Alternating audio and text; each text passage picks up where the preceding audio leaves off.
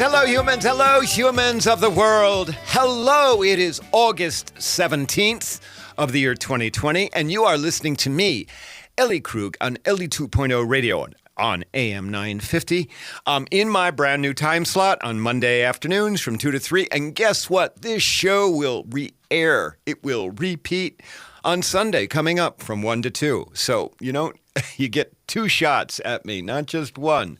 So I'm pretty thrilled to be back here with you. I'm thrilled to be talking to you about idealism and idealists, and that is what this show is about. It's about people who are working to change the world. And we've got a great show. The big interview is one where you will hear from a young idealist who I once worked with. She's now working with survivors of domestic violence. I hired her way back when because of her idealism, and she's gone on to accomplish much. And in my C block, for those of you who have ever read my book, Getting to Ellen, I have a sad story, one that has actually been breaking my heart for the last several days. But before we get to that sad stuff, let's begin with our featured idealist, someone whose name you have heard of late, but perhaps don't entirely know her story. I am speaking of Cori Bush, who 2 weeks ago defeated a 10-term, 20-year incumbent from Missouri's 1st Congressional District, which encompasses most of St. Louis. Some of what follows is from Wikipedia, but some is also from a July 2018 Vice News piece by Marie Solis. Who is Cori Bush? First of all, here are the basics. She's African American, 44 years old, the mother of two, and at one time, she and her former husband were homeless, living out of their car. They did that for 4 months while raising their two sons. She's also a nurse by training and education, and also an ordained pastor. She established the Kingdom Embassy International Church in St. Louis. But her start in politics and activism began in 2014, when she went to Ferguson, Missouri, which you may recall is close to St. Louis, after Michael Brown's killing. She went there, you may recall, that not unlike what's happened in the Twin Cities, is that there were a lot of protests. There was some unrest in Ferguson, and she went there as a nurse to tend to wounded protesters. In the process, she was assaulted by a police officer, but she was not arrested. As idealists are often born out of transformational experiences, Ferguson was the catalyst for Cori Bush to think bigger. So that was 2014. And very quickly after that, Cori Bush decided that she was going to try something big. So she ran for the Democratic nomination for the U.S. Senate seat that was up in 2016. She ran in the primary against 3 other candidates, but lost to what was then Missouri Secretary of State Jason Kander. He garnered 70% of the primary vote to Cori Bush's 13%. Okay, so first time out, she shoots big to go to be a senator. She doesn't do very well in the primary, although she gets 13% of the vote in the Democratic primary. Okay, so that was her first shot. Then she shifted gears, and in 2018, Cori tried to take on who was then the incumbent for Missouri's 1st Congressional District, a man named Lacy Clay. Who's also African American. In 2018, Cori tried to primary Lacy Clay, but she failed. Lacy Clay got 57% of the primary vote to Cori Bush's 37%. So second time, strikeout. Undaunted, Cori Bush tried again. She got up to the plate, and she tried this year, to again primary Lacy Clay. And you got to understand, Lacy Clay at the time was a 10-term, so we're talking 20-year incumbent in Congress from Missouri's 1st Congressional District. But beyond that, Lacy Clay's father had also been a congressman, and so together the two Clays had held the seat for 32 years. This time around, as we know, Cori Bush won. The biggest boost for her came when, in the summer of 2018, Alexandria Ocasio-Cortez cinched her Democratic primary in the Bronx. As AOC gave her acceptance speech, she referenced a number of progressive candidates, including Cori Bush. Eventually, as the Missouri primary got closer this year, AOC ended up going to St. Louis to stump for Cori. But she's not the only one that did that. Bernie Sanders, the great progressive, he also stumped for Cori Bush this time around. And he almost single-handedly raised $100,000 for Cori Bush. Cori, in addition to that, she was featured along with other progressive candidates in a documentary titled Knock Down the House. It's on Netflix. Maybe you have seen it, Knock Down the House. So all of that worked. 2 weeks ago, Cori won the primary by a very narrow margin against Lacy Clay. She garnered 48.60% of the vote to Clay's 45.53%. But you know what? She did it. It was enough to win the primary. And of course, there are no fears for her losing the general, as the seat has been Democratic since the early 1900s. Like other progressive candidates, Cori Bush has pushed for significant changes in the way our country operates. She is an advocate of significant policing change, although interestingly, she does not call for defunding the police, but certainly for very large transformative reforms of the police. She calls for abolishing ICE, the Immigration Customs and Customs Enforcement Agency. She wants Medicare for all, a $15 minimum wage, tuition-free state college and trade school, and canceling student debt. These are all things that our country, if November 3rd goes a particular way, all things that our country will have to seriously consider. A side note, that $15 minimum wage, you know what? In many ways, it's already happening. Target here in the Twin Cities is already hiring at $15 an hour. I happened to be up in Hinckley this weekend, went on a wonderful bike ride, and you know what? McDonald's, right on the windows of the McDonald's, they're advertising $12 an hour in Hinckley, Minnesota. And so we are not far from a minimum wage of $15. And again, if the election goes the right way, you can be certain, I think, that we will be seeing that kind of minimum wage. Oh, by the way, the minimum wage hasn't changed. The federal minimum wage is $7.25. That hasn't changed since 2009. Sorry, I needed to give you that little side trip. So Cori Bush, one other fact about her, something to note, because coming up on our show in a minute is going to be my big interview with Jillian Chmiel, who works with survivors of sexual and domestic assault. And it turns out that Cori Bush, our new candidate down in St. Louis, has been the victim of sexual assault on several occasions, including one sexual assault that occurred since she first attempted to run for Congress. And after going to court against her predator in that assault, apparently the predator was acquitted or something happened. I couldn't get the details, but he, according to the details that I have seen, is that the predator still walks free. I'm not certain of the full story, but it is important to note that Cori Bush really does know what it means to be a survivor. And it is this thing about world life experience, about understanding how the world operates for the vast majority of people. She describes herself as an ordinary person running for Congress, trying to uphold the needs of other ordinary people. This is the way idealists operate. And think about it. She was a nurse, which is obviously a very wonderful profession.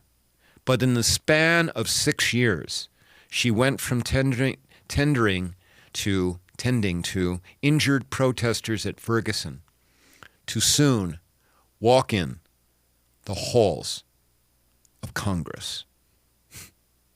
Think about that. Big stuff. That's what idealists do. Okay, that's it for our first block on talking about Cori Bush. Check her out. Check her out. Read up on her, because you're going to be hearing more from her. Thanks. When we come back, we'll do the big interview with Jillian Chmiel. If you like what you hear, visit my website at elliekrug.com. Follow me on Twitter at elliekrug on the Twitter handle. We'll be back in a sec. Thanks.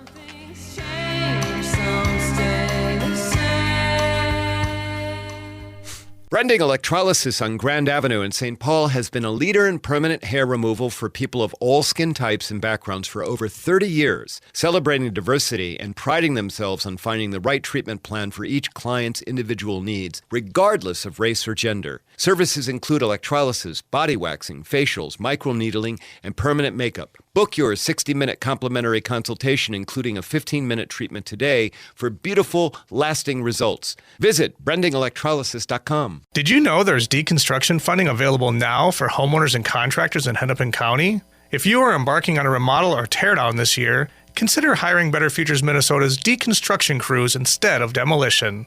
By taking a house or building apart by hand instead of destroying it with heavy equipment, the materials can be reused or recycled instead of going into the landfill. It is much more cost-effective and is a carbon-neutral solution. Go to betterfuturesminnesota.com and look under Business Services to learn more. My soul gets it right with any human being ever reached that kind of light. I call on the resting soul of Galileo, King of Night. And we're back on AM 950, Ellie 2.0 radio. And so check out Cori Bush. Somebody to follow, somebody whose name you will know even better than what you did before. I did a little piece about her because she will be around for a bit. All right, so we're going to move from one idealist who just got at least won the Democratic primary, and we probably will be in Congress, to another new idealist for the big interview. I have on the line with me a woman named Jillian Chmiel. Last name is spelled Chmiel. Jillian, are you there? I'm here. Hi, Ellie. Hey, Jillian, welcome to Ellie 2.0 Radio. Okay, I'm thrilled to have you here. I have wanted to have you on the show for a very, very long time. Oh. So listen. Well, thank you. Thanks for the invitation. Well, you're welcome. So listeners, very quickly, you know, in the past, I have talked about a number of women in my life, younger women, who I consider to be third daughters, because I have two daughters, through my marriage and all that. But I've adopted a number of women over time, and one of those women is Jillian here that we're having. So Jillian, you are special to me. You know that, and I know I'm a little special to you. So, all right, welcome to Ellie 2.0 Radio. Jillian, I've wanted to have you on the show, apart from the fact that you're dear to me, because you are an idealist. And I think that we need to kind of lay the landscape for the audience. You and I go back, at this point, we go back to 2011, when I was hired to start a nonprofit in Minneapolis, and you were my very first admin, right? That's right. Okay. So let's talk a little bit about how that came about, because you grew up here in Minnesota. You're a White Bear Lake human, right? So I actually grew up in central Wisconsin. Oh, geez, I had that wrong. Okay, go ahead. But my parents are White Bear Lake people, so that piece you've got, that's right. Okay. And I consider myself a Minnesotan by now. Okay, all right. You did go to the U, right, for your undergrad? I did. Okay. Mm-hmm. But then you ended up going to D.C., and that's where I want to pick this story up, because you went to Washington, D.C. Why, and what were you doing there? Because that was very idealistic, and that's why actually you and I ever ended up working together. Go ahead. Oh, yeah. Well, I moved to D.C. to work with a human rights law nonprofit that represented survivors of human trafficking, forced marriage, and torture in civil court.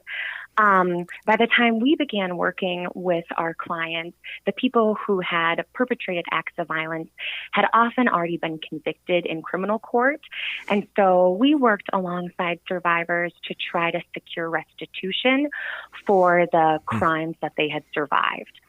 And then at that same time, I was also working for another nonprofit that was working to end non-consensual, well, amid other work, was working to end non-consensual medical research on vulnerable populations in Africa and in the United States. Okay, so you get out of the U, you go to DC, and you work for not one but two nonprofits, right?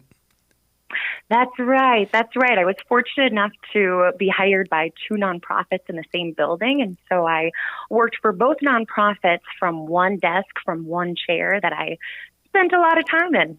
Spent a lot of time in, long days. All right. And then you and I got together because I got hired to start a legal access nonprofit named Call for Justice, which unfortunately no longer in existence. And you helped me start that. And I hired you and you came back to Minnesota because you wanted to return. And you and I started out creating this nonprofit from the ground. Remember?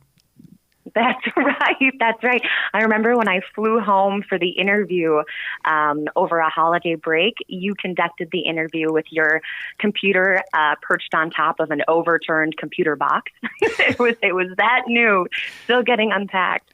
That's right. That's all. I mean, we had a chair, I think we had two folding chairs in the room, but that was it. Chairs. So, that's right. And Jillian, you just so the audience really appreciates our relationship. I made you the offer. I offered to hire you at the end of that interview, and you didn't even believe that I was doing that. Yeah. My dad used to say that DC really brushed the chrome off me, and so the fact that I was being offered a job that I really wanted on the spot it floored me. I had no idea that would be possible. Well, all right. So now, and you and I were together for a couple of years, but there's the reason, other than you're dear to me, to have you on this show is that there's something about you, Jillian, that has caused you to want to engage with the world, okay? Because you left my nonprofit after about 2 years, and it broke my heart. But then you went and explored the world. Talk to us, will you? What is it about you engaging with the world, and what did you go do? And what are you bring us up to date to what you're doing right now. Oh, yeah, absolutely. Well, I have, I think, alongside many others, a terrific case of wanderlust. And so, one of the reasons that I eventually decided to leave Call for Justice, and you may remember this, that when I joined Call for Justice, I hoped very much to one day become an attorney. Yep. And as you and I were working together, it became rapidly clear that there was a glut of new attorneys in the United States, that suddenly there were far more recent law school graduates than positions available. And I remember reading at that time, this was probably 2012, about a law firm in Boston that had posted a position for a full-time staff attorney, and the salary was $10,000 a year. And the legal community was kind of up in arms, like, how can you offer $10,000 a year when this new attorney will be working 60, 70, 80-hour weeks? And they responded and said, someone will take this job. At this point, the market for new attorneys is so tough that someone will take it because it will help them get a foot in the door. And so I was realizing that with all of that information, in addition to a couple of things I was recognizing about myself, that maybe going to law school, or at least going to law school on the timeline that I had originally envisioned, was not going to work. And so I remember I consulted with you on this, and this was so I think just so speaks to your integrity, that even though you were my boss and you knew that this would mean me leaving Call for Justice, you really encouraged me to go out and explore. And if the life path that I had originally envisioned was not going to be the one that I remained on, well, then to go and figure it out. And so I moved to Korea and taught English there for about a year and a half, and then spent some time traveling through other parts of Asia and through Central and South America. And while I was traveling, I spent a lot of time and really tried to make a concerted effort of figuring out what I wanted to do. And so I thought a lot about the work that I had done so far and what parts of it really suited me and like satiated me and fired me up, and how I could work to continue to manifest that stuff in my life or integrate that stuff without necessarily pursuing law school. And so while I was abroad, I made the decision to apply to grad school for social work. And so I returned to Minnesota and went to the University of Minnesota again and received my master's in social work. And since that time have been a practicing mental health therapist here in the Twin Cities. Okay. And Jay, we're going to need to take a break here, okay? And when we come back, we'll pick up more of the story and what you're doing right now as an idealist, okay? All right. That sounds great. Thank you. All right. Listeners, we're speaking to Jillian Chmiel, who is presently a therapist here in the Twin Cities. We'll get to that, but who's also incredibly dear to me. If you like what you hear, visit my website at elliekrug.com. Email me at elliejkrug@gmail.com. I love hearing from you, and we'll be back in a second and pick back up with Jillian Chmiel. Thanks.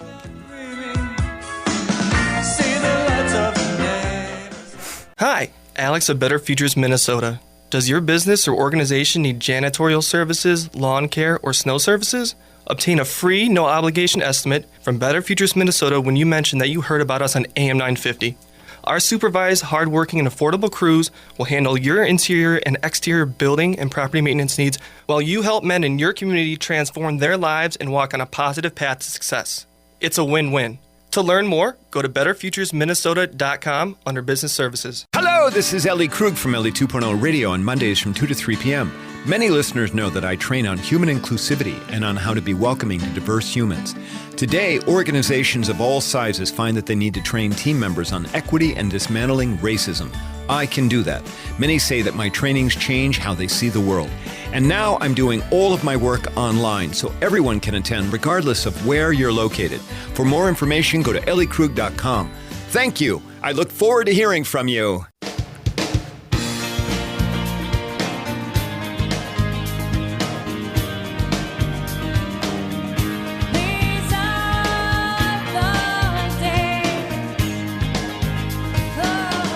And we're back on Ellie 2.0 Radio on AM 950. Okay.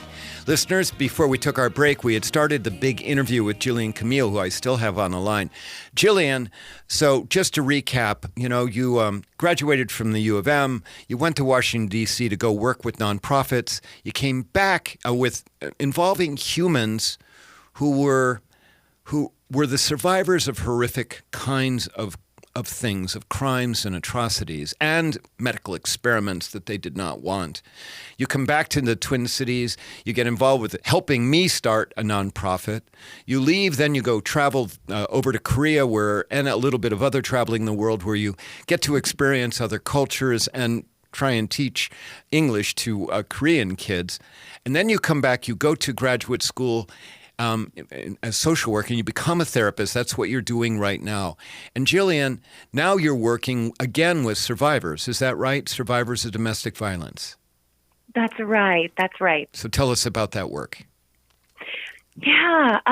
So one thing that has become increasingly clear to me over the years is how important it is that every person deserves to live a life free of violence and the threat of violence, whether it's violence on a systemic scale or violence between intimate partners.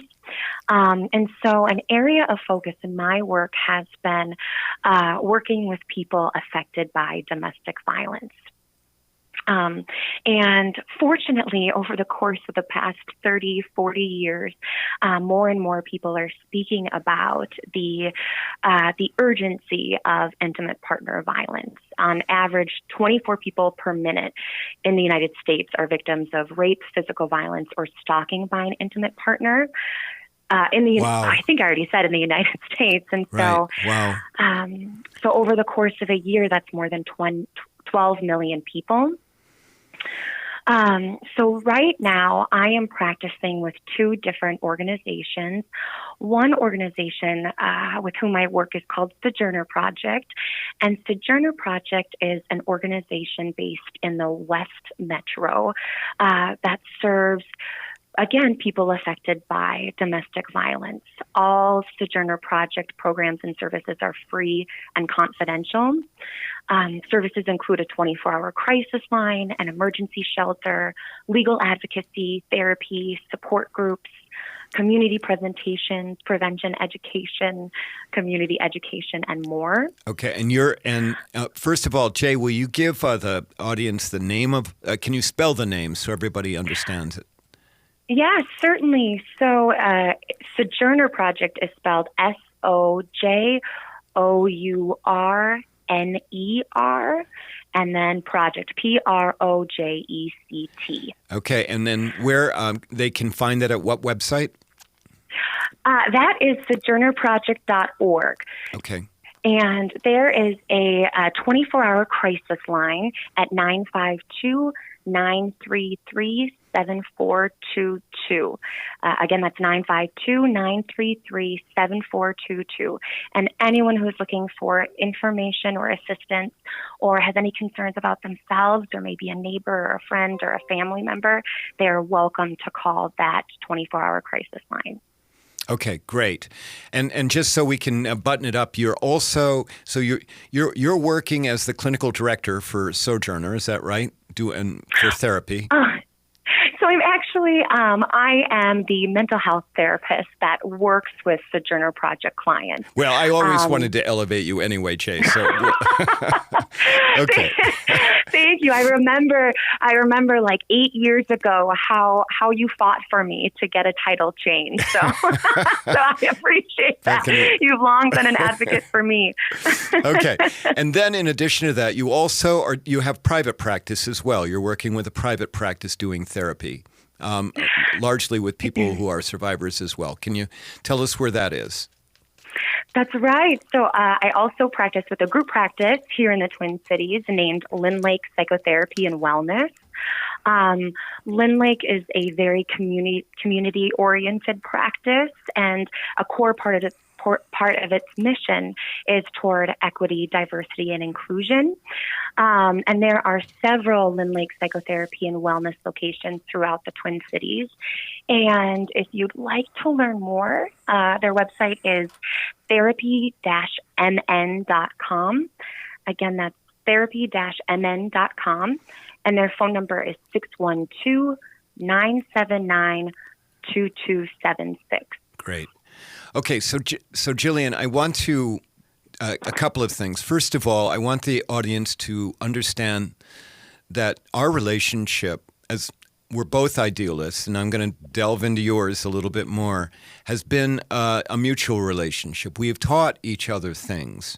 So, for example, I remember early on when you and I started working together at Call for Justice, I used to call people who had been, the victims of violence, of domestic partner violence. I used to call them victims. And I remember vividly you saying to me, that's not a good phrase. And instead that I should be using the phrase survivorship. And I have, ever since then, ever since you told me that, that is the only phrase that I use. Why is that phrase important, Jillian? Yeah, well, so it's really interesting that you bring this up because there's been some really important conversations about this in recent years. The importance of language and how we talk about people and how we talk about what they are experiencing. And so often the term victim is used widely within the criminal justice system. And so with your being an attorney, super understandable that victim was the word that you were most familiar with. And some people who have experienced domestic violence, their preference is victim, whereas other people prefer to be referred to either as their name or as a person who has experienced domestic violence or as a survivor. And I think a lot of people who prefer the language survivor feel that that takes the focus off of the act or the acts that were perpetrated by another person and puts the focus and the energy and the power back on the person who is showing up and trying to do the work and trying to heal from the violence that they've survived. Okay. Well, and it was such a learning moment for me. Now, for you to teach me that, and so Jillian, here you are. Okay, you're in your early 30s. You're a brilliant woman. You are, and you've got a work ethic that's unbelievable. And you could, had you wanted to, I have no doubt, you could have chosen a different career and succeeded and be making six figures easily right now where you are in your life. But you chose not to do that. I mean, you started working with a nonprofit Tubman right out of getting out of your master's program, serving people mainly with low-income backgrounds. You're now working again with a nonprofit, working with people who are from a variety of backgrounds. But this is work, obviously you're making a living, but you could be doing so much more in terms of making money or creating cadence in your life. Why is this what you're doing? Good question. We all have so many different pieces of our identities, and a large piece of my identity has always been the work that I do, whether it's in formal employment or whether it's on a volunteer basis. And I am constantly inspired by the people that I work alongside. The work is heavy, as you've identified. Yep. And there's also something so powerful about sitting across from a person who may have experienced tremendously difficult, tremendously unjust things. And then they'll laugh or light up when they talk about their kid or talk about how excited they are to get together with friends on the weekend. And it's, I'm constantly reminded of how dynamic all of us are. We are complicated people living complicated lives in a really complex world. So really being able to getting to know people in addition to their stories, that is worth its weight in gold. Well, and so that leads us to this question. Why are you an idealist? Because you are. How did you get here? You had let me know ahead of time that this was going to be one of the questions that you were going to ask. And so I spent the weekend thinking about it. And I think going back to what I mentioned earlier, I really have, for as long as I can remember, held tightly the belief that every person deserves to live a life free of violence. They deserve safe homes. They deserve to be, they deserve to live lives free of violence and the threat of violence. And so I think when I gravitated toward mental health and toward therapy in particular, I found this. This would have been years ago now, but I was reading this quote by Lao Tzu, who's credited as being the father of Taoism, and it's really served me well in recent years. And it's, if there's to be peace in the world, there must be peace in the nations. If there's to be peace in the nations, there must be peace in the cities. If there's to be peace in the cities, there must be peace between neighbors. If there's to be peace between neighbors, there must be peace in the home. If there's to be peace in the home, there must be peace in the heart. And I, in this work, believe that every one of us has a responsibility to ourselves and to others to try to nurture that inner peace. so that it can ripple outward. Wow. Okay. Go ahead. And I believe we all have that capacity. Well, Jillian, I just got to tell you, I know that we had talked a long time about whether you to go to law school or not, and I was not advocating for you to do that. I just want you to know, Jay, you're touching far more lives right now, doing the work that you're doing, than you ever could, being a lawyer. I'm just telling you that, okay? And just know that I am so proud of you for what you've become. Thank you, E. You have been a staunch advocate for me since I have known you. So thank you for that. You have written me many letters of reference over the years. So. Well, so thank you for that and your support in 1,000 other ways. Well, it's easy to do. All right. Well, we need to go, Jillian. So thank you so very much for being on my radio show. I have wanted to have you on here for a long time. And so just keep doing what you're doing. Okay? All right? Oh, thanks so much, E. And I'll always be looking out for you. Okay? Okay. You're welcome. Listeners, all right, so we've been speaking to Jillian Chmiel, who is a therapist with the Sojourner Project in the Western Burbs, as well as a private therapist with Lynn Lake Therapy. Please check her out. Its last name is Chmiel, Jillian Chmiel. All right, when we come back, I'll do my C block where I talk about something that happened to me and affected me pretty greatly. And so there you go. That's what the show's all about. I'm tugging at you all the way, all the time. We'll be back in a second. Thanks.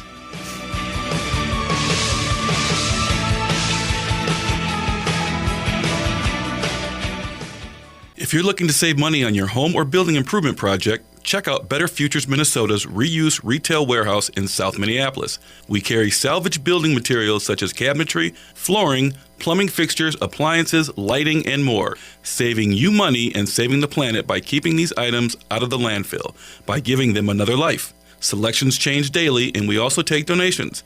Go to betterfuturesminnesota.com and look under Reuse Warehouse to learn more. Let us know AM 950 sent you. Brending Electrolysis on Grand Avenue in St. Paul has been a leader in permanent hair removal for people of all skin types and backgrounds for over 30 years, celebrating diversity and priding themselves on finding the right treatment plan for each client's individual needs, regardless of race or gender. Services include electrolysis, body waxing, facials, microneedling, and permanent makeup. Book your 60-minute complimentary consultation, including a 15-minute treatment today for beautiful, lasting results. Visit brendingelectrolysis.com.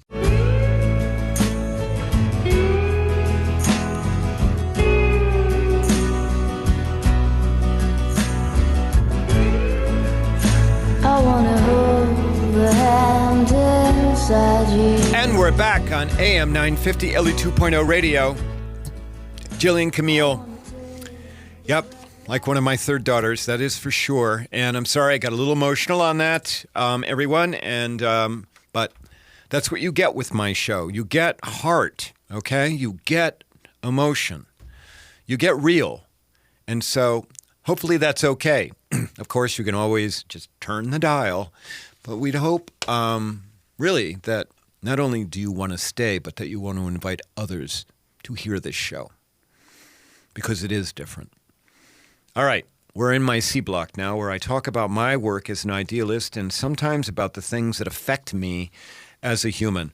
And this is going to be one of those me affected as a human C blocks. Some background first. As some of you know, and as I related in the last show, I'm not a native Minnesotan. No, I hail from Iowa, and truly, in my heart, I will always be an Iowan. I grew up in Cedar Rapids. I went away to law school. I married my high school sweetheart. And then we together returned to Cedar Rapids, where I eventually created a law firm. When we moved back, we bought a dump of a house in the best neighborhood. I called it an ugly duckling among swans. We poured a lot of time, effort, and money into that house. Added on to it twice, we redid the kitchen, and eventually we turned an ugly duckling into a swan. The house had a very long driveway and a very large front yard. Often, when my daughters were little, they would draw on the driveway in chalk. You know, those big sticks of chalk that come in a pail. I am certain that many of you know what I am talking about. Many times, I joined them as we chalked the driveway together. You know, we would draw rainbows or sayings or pictures of animals, and I have some really great memories. Sometimes my daughters would draw or write messages on that driveway that I'd see when I came home after a long day of work. And sometimes those messages were, "Love you, Daddy," or "Welcome home, Dad." Remember, I'm transgender. That's why you're hearing a man's voice, but my name is Ellie.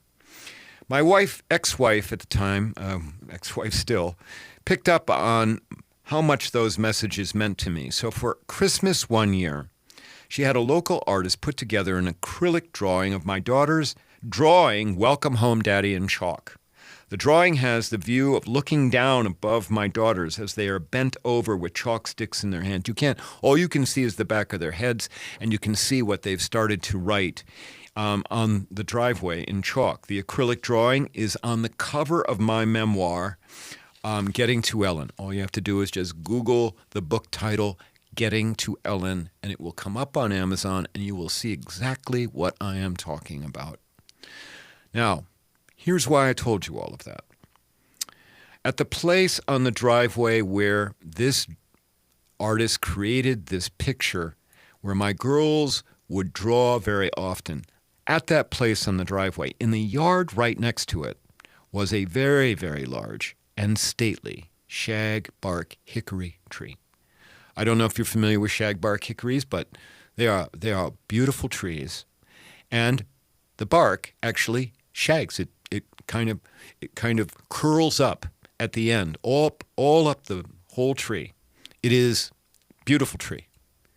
And in the artist drawing on the cover of my book, you don't see the tree, but you know there is a tree there next to my daughters as they're drawing in the chalk, because you're seeing sunlight, drops of sunlight popping onto the pavement, onto the driveway as my daughters are doing the chalk.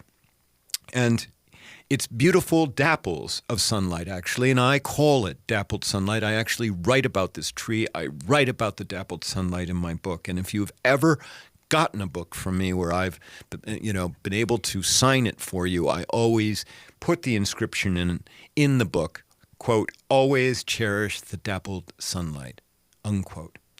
There's some symbolism with that meaning. You'll have to read the book to understand it. Needless to say, that shagbark hickory is important to me.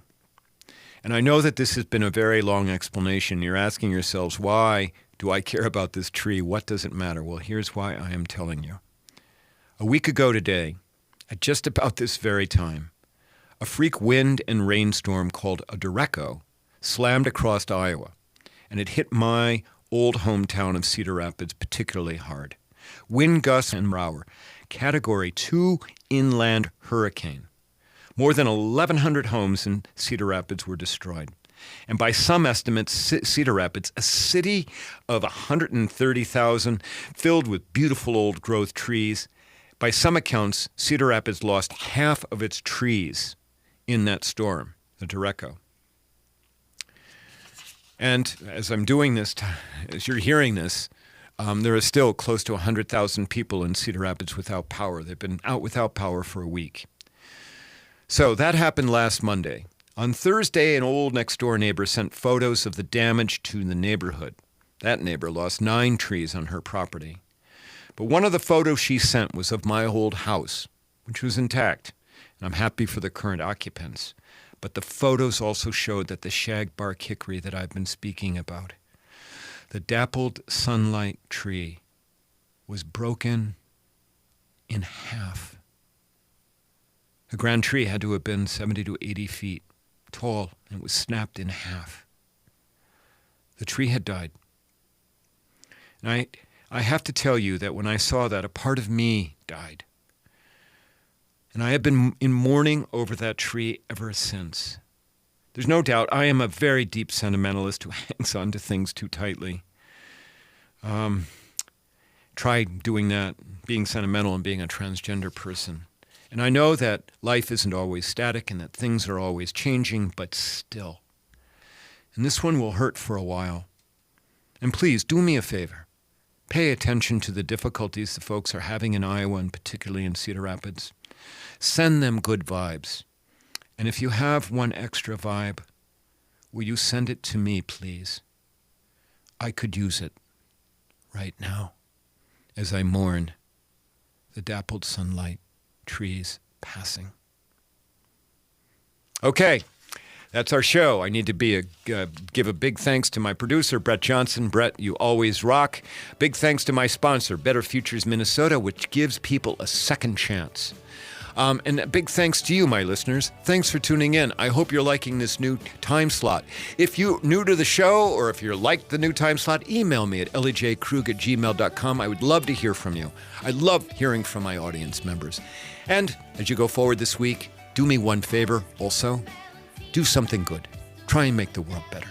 Thanks. Talk to you next week. Bye.